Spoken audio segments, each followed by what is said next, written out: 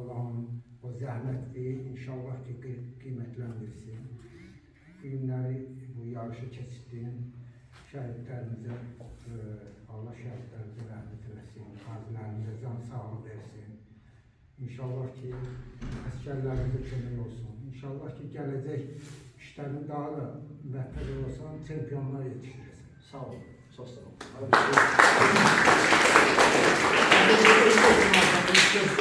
Tövsiye ver, medallarım benim. Ben bütün kollektive, yukarıdaki kardeşlerden tutuyorum. İlham kardeş, hoş geldin. Valideynler, valideynler ama çok mutlu desteği oldular. Hem de sen de desteğiydi. Asiman. Bunları senin yanından eski eləməsin inşallah. Dostlarımın, bu kollektivin hamısı. Qaldı ki o zaldan əziyyət çəkməsin, heç vaxt bəhrə qazanmayasın. Biz Samiri ilə mən deyərdim, bəlkə gənc vaxtlarından tanıyıram.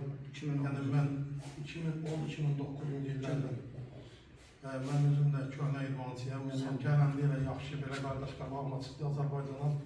Yəni mənim ətrafımda elə Samir kimi uşaqlardır. Allah müvəffəq eləsin. İnşallah. Yəni deməyim odur ki, Samiri mən zaldan necə deyərlər, görmüşəm. Yarışlara da gedib, beynəlxalq yarışlarda rezultatları da var. Yəni onu da necə deyərlər, dəstək olursunuz. Çox gözəl, elə Allah tanasının əməyi yerdə qoymaz. Hamıza deyirəm, çox gözəl. Çox ümmənim hakimiyim. Bunlar yaxındır, yanında burada görünməyən Faiz qardaşlar, bizlərlər var. qəhrəmanlar Çox gözəl. Asiman elə yoxdur. Allah'ımıza razı olsun. Allah sizə bərəkət versin inşallah. Sağ olun abi, işləyir.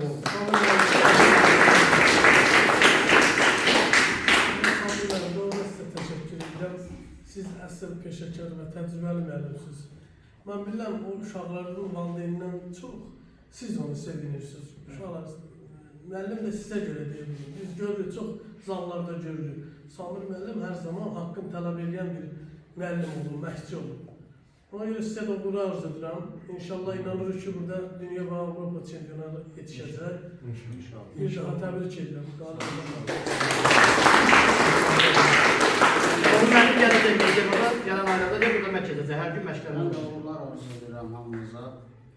İnşallah gələcəyimiz qabaqdadır. İnşallah. Əzimlə məşq eləmək lazımdır. Ki, Əsas tərbiyə. zəhmətinizin bəhrəsini görə biləsiniz. Uğurlar olsun.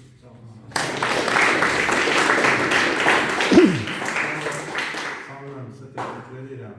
Siz bu ilk birinci yəni şəhidlərimizə keçdiyiniz yarış deyil.